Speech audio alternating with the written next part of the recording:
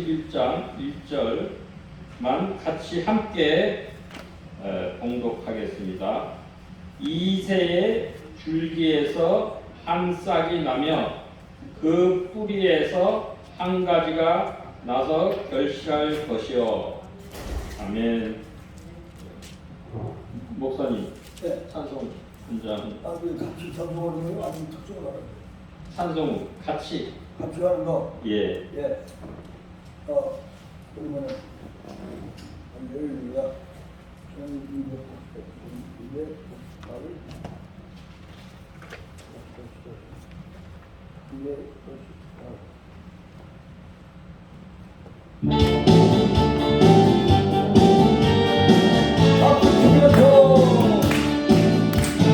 반드시 내가 너를 기뻐하리라. 반드시 내가 너를 유력하리라. 전지는 변해도 나의 약속은 영원히 변치 않으리. 뭐 말라 가다고 하라. 낙심 말고 희망심마다 낙심 말고 희망심마다 실망치 말라. 내 손이는 약속이 보이니 내게 영광 돌려라. 영광의 그날 주님이 내게 찬양하리라. 반드시 내가 너를 축복하리라. 반드시 내가 너를 들었으리라. 세상의 풍광이 변하였어도 오직 나를 믿으라. 말라 가다고 하라. 인내하여 부지르라. 인내하여 부지르라.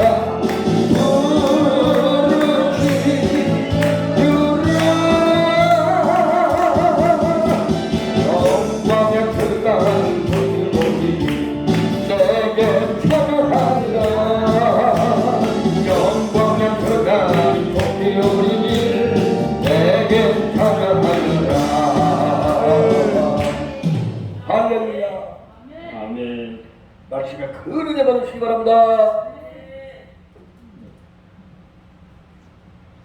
다 같이 함께 한 번 더 거룩한 하나님께 마음을 모아서 기도드리겠습니다.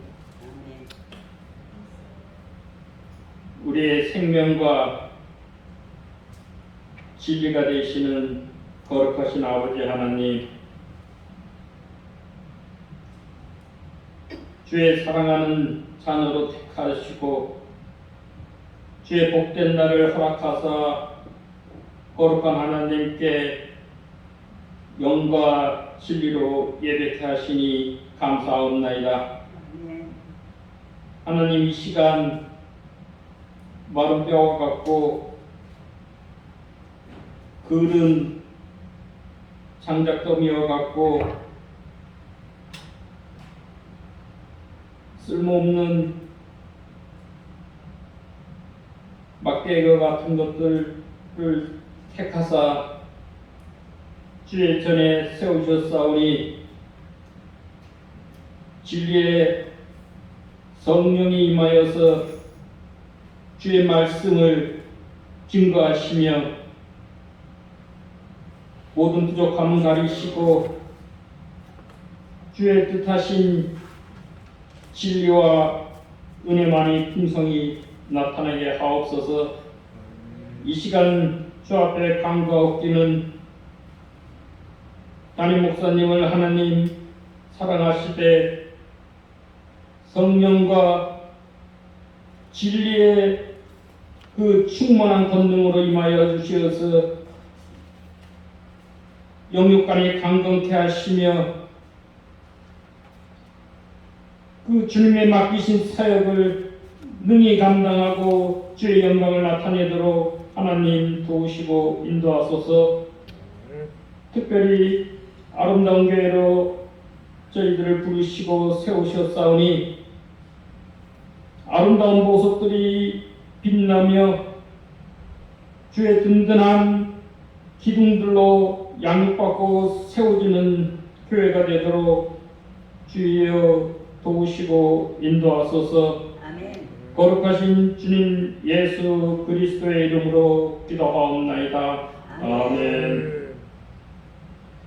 네, 이사야서 11장 1절로부터 9절까지의 말씀인데 그 전에 10장을 저희 잠깐 봐서 살펴보고 그 다음에 11장을 가도록 하겠습니다. 같이 성경을 펴시고 이사야서 10장 24절 제가 봉독하도록 하겠습니다. 이사야서 11장은 아수르 공격에서 하나님이 교만한 아수르 임금을 벌하시고 아수르의 공격에서 시온 이스라엘을 구원하시는 그런 말씀입니다. 24절 주 만군의 여호와께서 이르시되 시온에 거주하는 내 백성들아 아수르가 애굽이 한 것처럼 막대기로 너를 때리며 몽둥이를 들어 너를 칠지라도 그를 두려워하지 말라.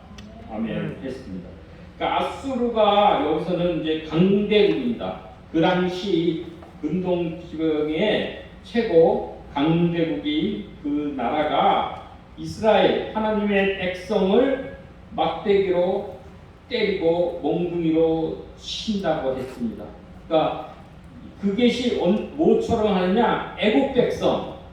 이사야는 기원전 1700여 년도에 그 90분입니다. 그로부터 한 700여 년 전에, 그러니까 BC 한 1500년도에 정도에 모세가 실현했는데 그때 출애굽기 1장에 보면은 애굽이 이스라엘 백성들을 무거운 짐을 지우고 그들을 괴롭히고 그들을 학대했다고 출애굽기 1장에 써 있습니다. 그래서 하나님이 그것을 보시고 출애굽기 2장에 모세를 탄생케 해서 모세를 하여금 이스라엘을 애굽에서 구원하시는 그 역사가 일어나게 됩니다. 이와 마찬가지라 지금 아수르가 모세 당시에는 이집트, 애굽이 이스라엘 백성을 괴롭혔지만은 지금은 아수르가 강국이 되어서 이스라엘 백성을 애굽이 한 것처럼 무거운 짐을 지우고 괴롭게 하고 학대하지만 그러나 만군의 하나님께서 말씀하시기를 그들을 두려워하지 말라라고 하신 말씀입니다. 그 다음 30장 33절 마지막 절이죠. 제가 한 절 더 읽겠습니다. 그들에게 하나님께서 어떻게 행하시는지 기록되어 있습니다. 보라, 주 만군의 여호와께서 혁혁한 위력으로 그 가지를 꺾으시리니 그 장대한 자가 찍힐 것이요 그 높은 자가 낮아질 것이며 새로 그 빽빽한 숲을 베시리니 레바논이 권능 있는 자에게 대임을 당하리라 그랬습니다. 주 만군의 왕 중의 왕이죠. 만군의 여호와 하나님께서 권능이 있는 자시죠. 그 가지, 그러니까 아수르를 꺾고 그 장대한 자, 큰 아수르를 강대국을 꺾고 높은 자, 교만한 자를 꺾고 또한 빽빽한 숲, 그 큰 레바논의 백항목이 가득한 그 숲을 다 베고 심판하신다라는 말씀입니다. 그래서 그 다음에 이제 11절에 과연 어떻게 그 메시아와 그 평화로운 메시아 왕국이 도래하는지에 대한 말씀이 이제 11장에 이제 기록되어 있습니다. 제가 오늘 말씀의 그 제목은 거대한, 여러분 이제 설교 자료를 드렸으니까 보시면서 같이 들으시면 훨씬 더 이해가 잘 될 것입니다. 거대한 악들에 대한 하나님의 공의의 심판, 멸망이죠. 과 미미한 구루터기에서 싹을 틔우기 시작한 메시아 왕국의 등급이 오늘 그 제목입니다. 11장 1절서부터 9절까지의 제목입니다. 그러니까 두 세력이 나오죠. 거대한 악의 세력, 지금은 강대국이고 강한 자가 있지만은, 그러나 메시아가 탄생하고 출현하고 그 다음에 메시아의 나라가 도래할 때는, 그때는 하나님께서 공의의 심판으로 그 강대한 악의 세력들을 멸하시고, 현재는 미미하고 작고 싹과 같고 그루터기, 나무도 성치 못하고 그것이 잘려서 쓰러져간 그 남은 그루터기와 같은 그러한 이스라엘 백성, 하나님의 백성에서의 상태인데, 재난을 당한 그 상태인데, 거기서 희망의 싹이, 생명의 싹이 터서 결국은 메시아 왕국, 하나님의 나라가 이루어진다, 도래한다 라는 말씀입니다. 메시아가 도래한다는 것은 바로 하나님의 나라가 실현된다는 얘기입니다. 하나님의 나라, 메시아가 도래할 때는 악의 세력은 멸망하고 하나님의 백성은 구원을 받게 된다는 말씀입니다. 예. 근데 이때가 메시아가 어린 싹처럼 나온, 누구도 예수님께서도 초림 때 베들레헴 마구간 말구유, 그러니까 말먹이 통해서 거기서 탄생을 하셨지만은, 누구도 어린 싹과 같이 보잘것없고 연약하던 그런 다윗 집안에서 온 우주를 구원하시는, 완성하시는 그런 메시아는 기름 부음을 받은 자라는 뜻입니다. 그래서 고대에는 제사장과 왕과 선지자에게 메시아가 기름 부음을 해서 그들을 세웠습니다. 그걸 이제 헬라어로 말하면 그리스도예요. 크리스토스, 헬라어 그리스도. 그러니까 그리스도나 메시아나 같은 뜻입니다.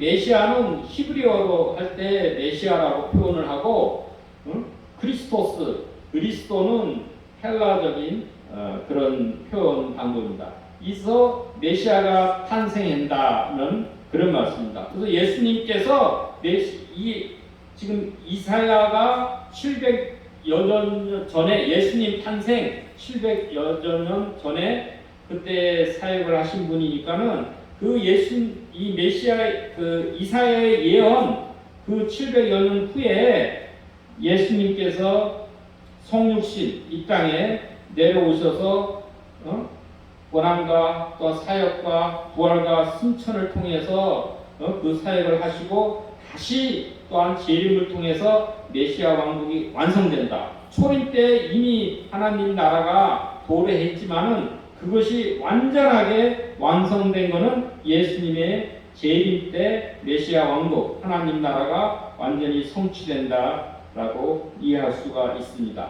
그래서 메시아의 도래는 하나님 나라죠. 그 재창조의 세계는 이사야 본문에서는 이리라고 표현했는데, 그게 이제 늑대를 얘기하는 겁니다. 이리와 어린 양, 결국은 약자와 강자와 약자, 강대국과 약소국이 함께 더불어서 아름답고 평화로운 세상을 만들어 간다라는 그런 하나의 희망의 메시지, 모델을 성취하게 되는 것입니다. 그래서 여기서 우리가 삼위일체 하나님 얘기하잖아요. 성부, 성자, 성령이 삼위일체 하나님이시다. 그런데 그 삼위일체 하나님이 존재하는 양식을 여기서도 엿볼 수가 있습니다. 우리 공동체성의 다양성이죠. 그러니까 각자의 정체성은 자기가 유지하되, 그러나 서로 상호 내재, 서로 상호 관계와 협력을 통해서 그 공동체성을 함께 또한 유지해 가는 것입니다. 예.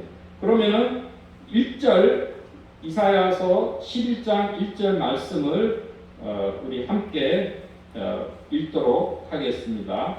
이새의 줄기에서 한 싹이 나며 그 뿌리에서 한 가지가 나서 결실할 것이요 했습니다.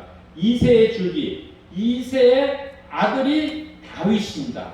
이스라엘의 통일왕국의 2대 왕이죠. 1대는 사울 왕이 됐고 2대가 그 유명한 다윗 왕이에요. 근데 여기서 다윗, 마태복음은 족보로 하면 다윗의 자손 이렇게 해서 나왔지만은 왕의 자손으로, 여기서는 왕이 되기 전 아버지, 그러니까 이새라는 표현한 거는 그때는 평범한 하나의 농부 출신을 뜻하는 것입니다.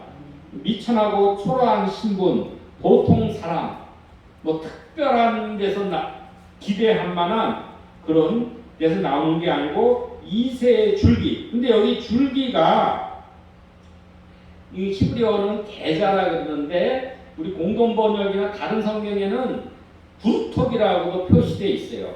그 계자라는 그 뜻은 여기 기록되어 있지만은 쓰러진 나무 줄기, 나무가 잘려지고 남은 흔적, 그루터기를 또한 뜻하기도 하는 것입니다. 그냥 멀쩡한 가지가 아니고 그러한 하나의 어떤 치명적인 재난이 휩쓸고 간 자리, 재난을 받은 그러한 상태라는 것입니다. 그 그루터기, 그 줄기에서 근데 희망의 새싹이 나고 그 뿌리가 아래로 내리고 거기서 한 가지가 나서 결실할 것이다 라고 하는 것입니다. 그래서 그루터기에서 싹이 나고 뿌리가 내리고 다시 가지가 뻗어가지고 그 열매를 맺게 된다. 그 하나님의 사역은 점진적으로 하나의 희망과 회생을 일으킵니다. 그래서 생명력과 그 왕성한 장성한 그 나무, 여기서는 보통 성경에서 나무를 사람으로 넣고 많이 비유를 합니다. 예. 그래서 하나님께서 만물을 새롭게 하신다. 항상 하나님의 말씀에 온전히 성취되어서 우리가 에덴 동산에 아담과 하와가 죄를 범함으로 타락해서 에덴에서 쫓겨났는데 그런 힐라곤이죠. 그 나곤을 파라다이스, 나곤을 잃어버린 것을 바로 메시아가 도래함으로써 잃어버린 나곤을 다시금 찾는다. 그래서 복나곤이 다시금 도래된다, 성취된다라는 것을 보여주고 있습니다. 그럼 그런 복나곤, 파라다이스, 그런 천국이 하나님 나라가 어떻게 이루어지느냐? 2절에 그 키가 있습니다. 핵심 내용이 그의 위에 여호와의 영 곧 지혜와 총명의 영이요 모략과 재능의 영이요 지식과 여호와를 경외하는 영이 강림하시리다고 했습니다. 요거 이제 낱말 뜻을 조금 풀어보도록 하겠습니다. 여러분 자료를 참고하시면 훨씬 이해에 도움이 되실 것입니다. 여호와의 영은 루아크죠. 영은 성령, 거룩한 영, 여호와의 영 같은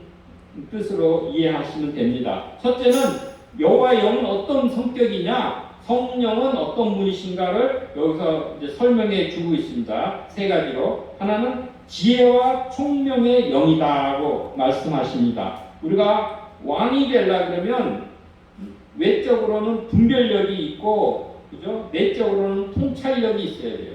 그래서 과연 어느 누구 신하가 얘기하더라도 거짓을 얘기하는지 참으로 얘기하는지 이게 바로 간신인지 충신인지 그것을 왕은 다스리는 자는 분별할 수가 있어야 됩니다. 그리고 나타나는 현상만 아니라 그 너머, 그 속, 통찰력과 그 너머를 바로 볼 수 있는 그 안목을 가져야 됩니다. 하나님의 영은 그렇다는 거예요. 그러니까 하나님의 영에 충만한 사람은 분별력과 이런 통찰력을 우리가 가질 수가 있는 겁니다. 그러니까 우리가 하나님의 영, 성령을 사모해서 이 성령의 그 은혜를 우리가 받아야 하는 것입니다.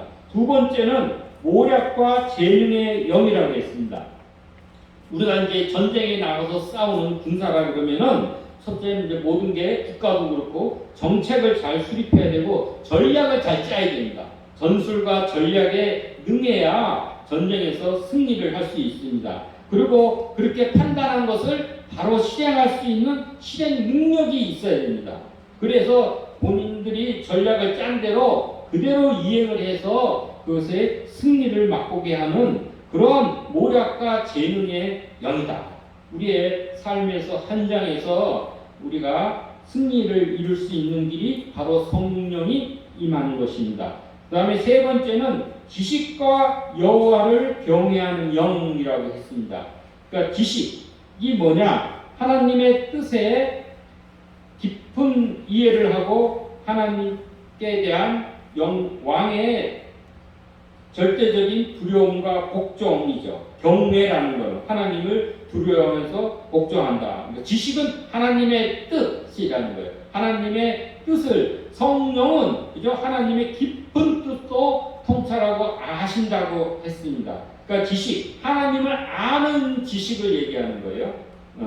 인격적으로 아는 지식과 그런 하나님을 그렇기 때문에 하나님을 두려워하면서 복종하고 하는 것. 그래서 이 잠언서 1장 7절에는 뭐라고 표현되냐? 여호와를 경외하는 것이 지식의 근본이다라고 했어요. 그러니까 하나님을 경외하는 것, 그거가 바로 우리가 알아야 되는 삶의 지식의 근본.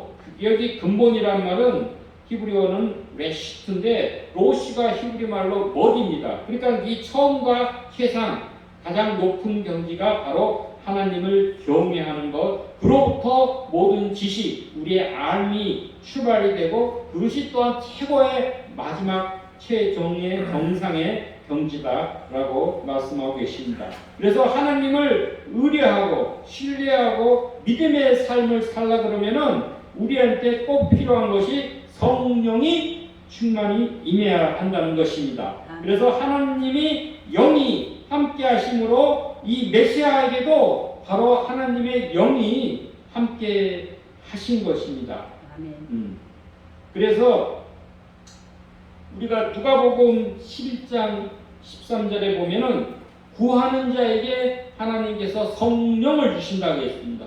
이 때문에 우리는 이런 귀한 지혜와 총명의 영이고 모략과 재능의 영이고 지식과 여호와를 경외하는 영인 성령을 사모하고 성령을 구해야 돼요. 구하는 자에게 성령을 주신다고 말씀하고 계십니다.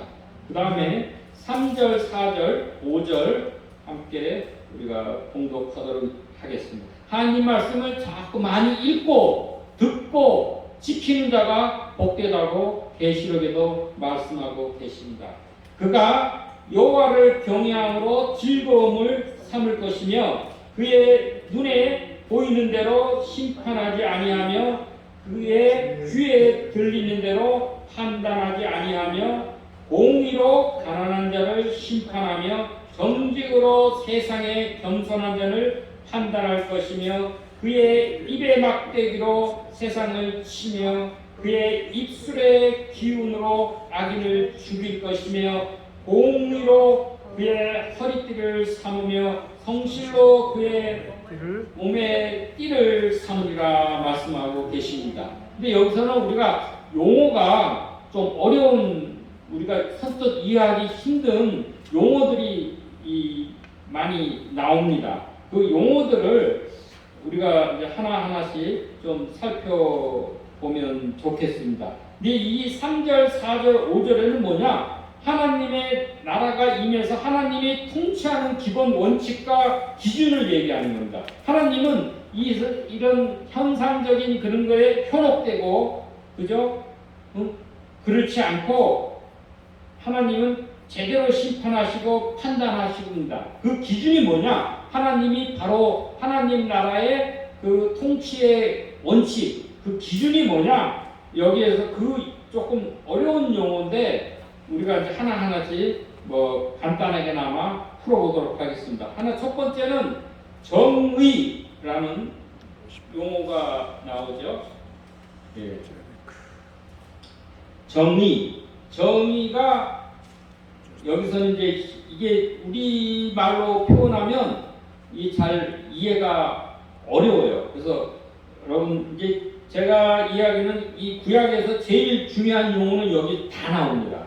하나 정의는 우리가 히브리 말로는 미슈파트라고 합니다. 그 사법적인 정의를 얘기하는 것입니다. 그래서 불법이 제거된 공명정대하고 공평한 의, 불평부당하고 공정한 심판 이런 거를 얘기하니까 재판을 공정하게 해야 되냐, 불평부당하게 하고 돈 있고 힘 있는 자에게는 재판이 약하게 형량이 나오고 별로 볼 일 없고 낮은 자한테는 형량을 심하게 무겁게 내리고 그러면은 이 재판이 왜곡되면 안 되잖아요. 그래서 이것은 어떻게 보면 이 하나님이 다스리는 세상은 이 지금 우리의 세상과 달리 평평한 우리 플레이그라운드라고 그러죠. 운동장이 팽팽해야 돼. 우리의 바탕 삶의 그 근거지 터전이 평평하고 공평하게 돼 있어야 물이 내리고 비가 오면은 그 물이 골고루 다 적셔서 그 밑에서 싹이 나고 곡식이 열릴 수 있는 겁니다. 근데 이 논판이 운동장이 기울어져 있으면은 비가 많이 오더라도 위에는 항상 마르고 밑에는 차고 넘쳐서 오히려 부패하게 되는 거예요. 세상 구조가 기울어져 있는 거예요.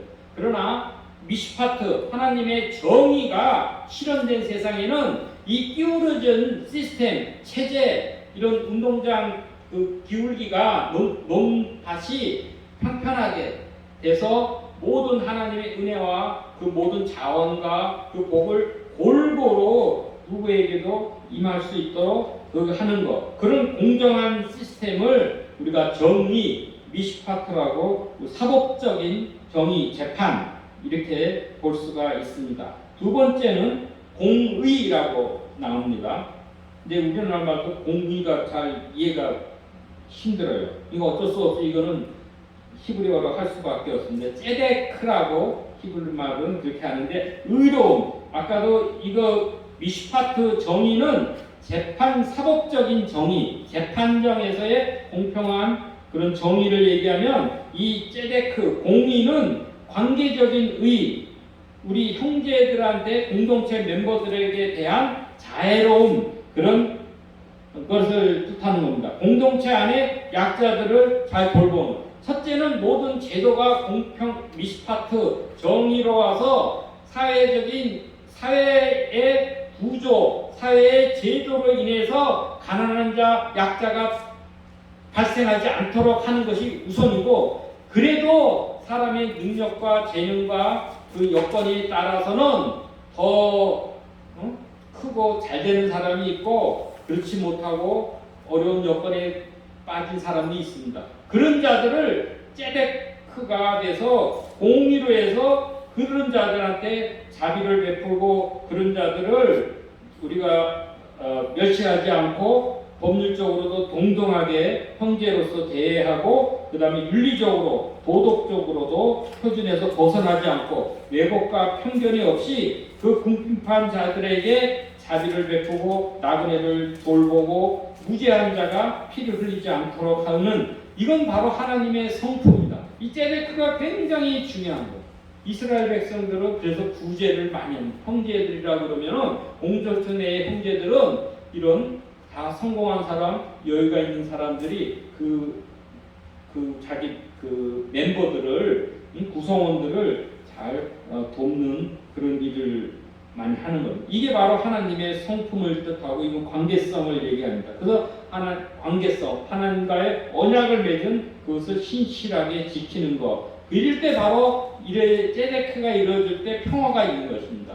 이게 잘 나간 사람은 양극화를 해서 잘하고 약하고 없는 사람을 무시하고 왕따하고 이러면은 사회에 평화가 없는 거예요. 서로 적대감이 일어나서 이 세상 뒤집어 엎어야 된다. 그런 프롤레타리아 혁명이나 이런 불상사가 일어날 수가 있는 겁니다. 그래서 우리가 이런 하나님의 나라는 이 공의, ጼ데크, 관계적인 의가 통해서 자비를 통해서 평화를 이룩하게 되는 것입니다. 그 다음에 그 세 번째는 용어로 정직으로 세상의 겸손하지를 판단한다 했습니다. 정직이라는 말은 히브리 말로는 미소르인데 평지를 얘기해요. 평평한 거, 정직하다, 공정하다 이런 거. 근데 이사야서 40장 4절에 보면 골짜기마다 도두어지며 산마다 언덕마다 낮아지며 고르지 아니하는 곳이 평탄하게 되며라고 말씀하고 계십니다. 그러니까는 우리가 어떤 곳은 골짜기가 낮고 어떤 곳은 산같이 도도해지고 이게 불평등하잖아요. 그것이 높은 곳의 내려 깎아서 낮은 곳을 메워서 서로가 평지를 만드는 것, 그런 것을 우리가 미소로 우리 정직이다 이렇게 표현하고 있습니다. 이것은 높은 곳에 있고 그 성공한 사람들이 그 자발적인 기여를 통해서 자기의 겸손함으로 스스로 낮추어서 낮은 곳에 있는 사람들을 복구하는 것, 그것이 가장 모범적인 실현을 하신 분이 예수 그리스도이십니다. 하나님의 높은 곳에 계신 분이 바로 인간의 몸을 입고 내려오신, 그래서 빌립보서 2장에 너희는 예수 그리스도의 마음을 본받아라 그랬잖아요. 그리스도의 마음, 그게 바로 이 미소로 정직한 마음인 것입니다. 그 다음에 마지막으로 하나 더 보면은 여기 성실이라는 단어가 나옵니다. 성실로 그의 몸에 띠를 삼으라고 하십니다. 성실이라는 말은 히브리 말로는 에문한데 경고함과 불변성, 신실함, 충실, 진실. 예를 들어 부부간에도 신실함이 있어야 되잖아요. 그게 바로 하나님과 이스라엘 관계에도 우리 신실함을 지키는 것. 그게 이제 성실함을 얘기합니다. 여기서 참고로 보면 시편 89편 14절 거기 써 있죠. 의가 주의 보호자, 의와 공의가 주의 보호자의 기초라 했습니다. 그러니까 보호자는 통치를 얘기하는 거예요. 하나님의 보호자에 앉아서 왕으로 통치하는 그 기초가 뭐냐? 의와 공의. 아까도 의가 제데크, 관계적인 의, 그죠? 공의, 미슈파트, 사법적인 의, 이런 거가 하나님의 통치하는 보호자의 기초다. 그 다음에 인자함과 진실함이 주의 앞에 있나이다 라고 시편 기자는 말씀하고 계십니다. 인자함은 헤세드를 얘기하는 거예요. 헤세드가 이 언약적인 사랑 밑에 써있죠. 그 다음에 신실하신 사랑을 얘기를 하는 것입니다. 그리고 다음에 진실함, 진리, 신실함, 요 에메트를 말씀하고 계십니다. 그래서 사실 여러분 쭉 보시면 이 구약에서 제일 중요한 단어가 헤세드, 하나님의 언약적인 사랑, 신실하신 사랑, 그 다음 미시파트, 사업적인 정의, 제데크, 관계적인 공의, 제데크를 통해서 평화, 샬롬이 이루어진다고 얘기했죠. 그 다음에 에메트, 신실함, 성실, 확실함, 진리, 그 다음에 에무나, 성실, 경고함, 불변성, 신실함, 충실, 진실, 뭐 비슷하죠. 이런 서로 간에 유사한 동의어가 됩니다. 서로 관계를 통해서 이런 내용을 통해서 하나님의 나라가 이루어진다. 그 얘기는 우리도 이 땅 가운데 하나님의 나라를 이루려고 그러면 이런 하나님의 이런 헤세드 사랑과 그 미시파트 사업적인 정의, 관계적인 의, 이런 신실함과 진실함과 그 성실함을 그 우리도 이 땅에 나타내면 하나님의 나라가 도래하게 되는 것입니다. 그 다음에 6절, 7절, 8절 우리 같이 그 다음에 이제 메타포 그림을 그려주는 거예요. 우리 용어가 좀 힘들잖아요. 그러면 우리 이제 그림으로 하나님을 또 친절하게 설명을 해주시는 거예요. 그래서 이 그림을 통해서 이 환상적인 이 세상을 통해서 우리가 이해를 훨씬 더 쉽고 잘할 수 있게 되는 것입니다. 6절 그때 이리가 어린 양과 함께 살며 호범이 어린 염소와 함께 누우며 송아지와 어린 사자와 살진 짐승이 함께 있어 어린아이에게 끌리며 암소와 곰이 함께 먹으며 이것들의 새끼가 함께 엎드리며 사자가 소처럼 풀을 먹을 것이며 어린 젖 먹는 아이가 독사의 구멍에서 장난하며 젖된 어린아이가 독사의 굴에 손을 넣을 것이라 말씀하고, 이게 이제 하나의 환상적인 그 회화 그림을 그려주시는 것인데, 여기 보면 좀 이해가 안 되죠. 우리가 사는 데랑은 다르고, 일이라면 늑대입니다. 늑대와 어린 양이 함께 살지를 않죠. 늑대는 어린 양을 잡아먹잖아요. 그 다음에 표범과 어린 염소, 표범은 또 염소를 잡아먹고, 또 그죠? 송아지와 어린 사자. 그래서 사자는 또 송아지를 서로 적대시하고 잡아먹고, 약자는 도망가려고 그러고 강자는 그걸 자기 먹이로 약탈을 하려는 이런 세상인데, 하나님의 나라가 이루 메시아가 도래된 하나님의 나라의 모습은 이러한 강자와 약자가 서로가 어울려서 함께 잘 사는 거예요. 이게 놀라운 하나님의 은혜와 그 사랑이 실현된 현장을 얘기하는 것입니다. 하나님과 더불어서 우리가, 그러니까 누구든지 키가 큰 사람도 있고 작은 사람도 있고, 능력이 많은 사람도 있고, 그죠? 좀 적은 사람도 있고, 뭐 예를 들어서 뭐 피부색이 다른 사람도 있고, 여러 가지 재능이 다른 사람이 있을지라도 평화롭게 사는 것은 함께 더불어 함께 사는 겁니다. 평화와 공존의 새 세상. 그 얘기는 강자와 약자가 더불어 사는 것. 하나님의 나라라도 모든 것이 다 평평하다 그래가지고 자기 정체성도, 아까 삼일체 얘기했죠. 정체성도 없고 다 똑같이 벽돌로 뭘 찍어내듯이, 그죠? 틀로 찍어내듯이 똑같이 네모나게만 만드는 것이 하나님의 나라가 아니라, 하나님이 창조하신 제각기, 그죠? 사자는 사자처럼 하나님이 창조하셨고, 그죠? 여기 이리는 이리처럼, 어린 양은 어린 양처럼 하나님이 각자의 정체성에 맞게끔 그들에게 달란트와 그들의 모습으로 창조를 하신 거예요. 근데 사람은 하나님이 개는 개처럼 창조했고 소는 소처럼 창조했지만, 사람은 누구처럼 창조했어요? 사람처럼 창조를 안 했어요. 하나님처럼 창조한 거예요. 사람만 하나님의 형상으로 창조했다고 했잖아요. 응?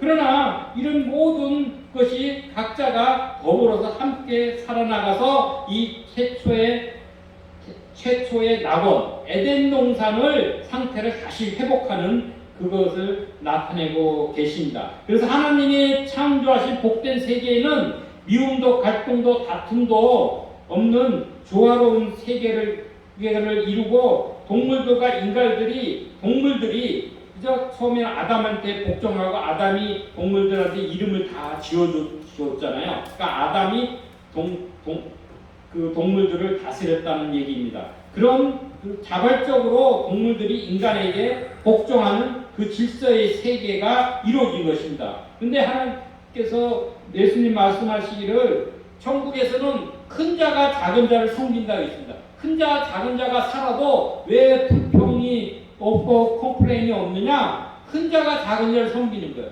이 불평등한 이 세상에서는 작은 자가 큰 자를 섬기잖아요. 그러니까 이게 내가 작은 자를 맨날 남을 섬기면 그래서 불편함이 있고 불만감이 있는데, 천국에서는 반대로 큰 자가 작은 자를 섬기니까 작은 자가 오히려 더 존대를 받게 되는 것이죠. 또 그 어린아이가 천국에서 예수님 말씀하시기를 그 마태복음 18장 4절에 어린아이가 천국에서는 큰 자다 이렇게 얘기했어요. 어린아이라고 하면 우리가 작은 자, 겸손한 자, 자기를 낮추는 사람을 어린아이로 우리가 볼 수가 있습니다. 그 다음에 10절에 보면은 이들이 함께 먹는다고 했어요. 암소와 곰이 함께 먹는다 고 얘기하고, 그 다음에 사자가 소처럼 풀을 먹는다는 거예요. 근데 이 식성이 다르죠. 암소와 곰이 먹는 그 양식이 다르잖아요. 곰은 잡식성이잖아. 식물도 먹고 베리 같은 것도 잘 먹지만은 육식도 하고, 그죠? 그러나 소는 채식만, 풀만 먹잖아요. 그런데 함께 먹는다. 이 하나님의 나라가 이룰 때는 이 땅에는 먹는 그 양식이 다르고 그러잖아요. 응? 강한 자 더 있는 사람은 먹는 거랑 가난한 자나 약한 자가 먹는 게 음식이 똑같을 수가 없는데 여기서는 같이 먹는 거예요. 그 다음에 놀라운 거는 사자가 소처럼 풀을 먹는 거예요. 사자는 육식을 하잖아요. 동물들을 잡아먹어야 되는데 사자의 식성, 체질이 변화가 돼서 소처럼 온순하게 풀을 먹게 돼요. 그러니까 강자의 체질이, 강자의 식성이 변화가 될 때 바로 이 천국이 이루어지는 것입니다. 사자가 소처럼 풀을 먹는 그 역사가 일어나야 되는 거예요. 강자의 식성, 태도가, 체질이 바뀌어서 동일한 음식을 먹을 때 그때 바로 하나님의 그 정의와 공의와 가 이루어지게 되는 것입니다. 그 다음에 8절에를 보면은 또 젖 먹는 아이가 독사의 구멍에서 장난한다. 그러니까 독사가 아이가 있으면은 얼른 물잖아요. 물으면 독이 퍼져서 어린아이가 죽게 되는데 함께 어울린다는 거예요. 이 얘기는 독사가 독이 없어졌다. 적대감, 독한 독사의 독이 없어져서 적대감이 없고 그 저주가 사라진 상태를 얘기합니다. 그래서 동물과 인간이 자연계가 서로 친화한 그런 상태가 오게 된다는 것입니다. 그 다음에 9절이 이제 마지막 절입니다. 내 거룩한 산 모든 곳에서 해됨도 없고 상함도 없을 것이니 이는 물이 바다를 덮은 같이 여호와를 아는 지식이 세상에 충만하니라 라고 말씀하고 계십니다. 거룩한 산은 하나님의 성전이 있는 예루살렘을 의미하기도 하고 하나님의 임재, 하나님이 계시는 곳이 바로 거룩한 산이 되겠습니다. 하나님에 의해서 구속되고 새로워진 세계를 얘기하는 것입니다. 하나님 우주적인 평화가 보장되기 위해서는 하나님을 아는 지식, 그게 바로 경외하는 것이죠. 그것이 세상에 충만해야 된다라고 하는 것입니다. 하나님을 아는 지식은 뭐냐? 우리가 아는 남들이 모르는 걸 나만 특별히 아는 그런 개념적인 지식이 아니고 여기서 지식은 인격적이고 경험적인 안을 얘기하는 것입니다. 하나님을 바로 경외하는 것, 하나님과의 올바른 관계를 가진 것을 아는 것을 우리가 하나님을 아는 것을 우리가 지식으로 이렇게 볼 수가 있습니다. 그러니까 하나님을 아는 지식, 그 경외하는 마음, 아까도 얘기한 그런 성령이 충만히 임할 때 그때 바로 이 땅에 이런 샬롬, 평화의 나라가 메시아 나라, 하나님의 나라가 우리 도래하게 된다라는 말씀입니다. 함께 기도드리겠습니다. 여호와의 영, 하나님의 영이 성령이 임하여서 저희 가운데 하나님의 다스리는 정의와 공의와 성실과 정직과 그 하나님의 신실함이 이 땅에 이루어져서 저희가 함께 강한 자와 약한 자와 관계국가, 약소국가 서로의 형제들끼리 서로 함께 어울려서 평화롭게 사는 그 하나님의 나라가 하나님을 아는 지식의 편만함으로 성령의 충만한 그 도래함으로 강림하심으로 이루어지도록 주여 도우시고 임하소서. 예수 그리스도의 이름으로 기도합니다. 아멘. 우리 찬송 한 장 부르도록 하겠습니다. 337장입니다. 제일 마지막에 있는 거는 참고하십시오. 또 필요하신 분은 제가 또 설명을 해달라면 나중에 저한테 문의하시면 설명을 해드리겠습니다. 예.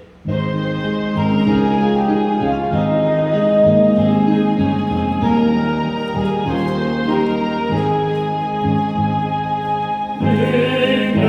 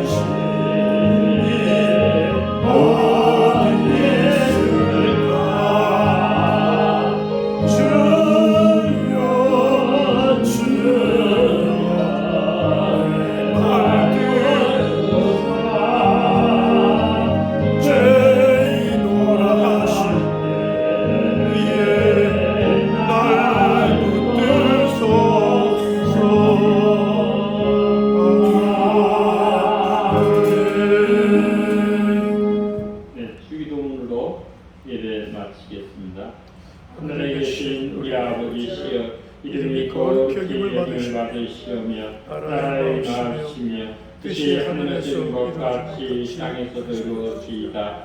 오늘날 우리에게 일용할 양식을 주옵시고 우리가 우리에게 죄 지은 자를 사하는 것 같이 우리의 죄를 사하여 주옵시고 우리를 시험에 들게 하지 마옵시며 다만 악에서 구하옵소서. 대개 나라와 권세와 영광이 아버지께 영원히 있사옵나이다. 아멘.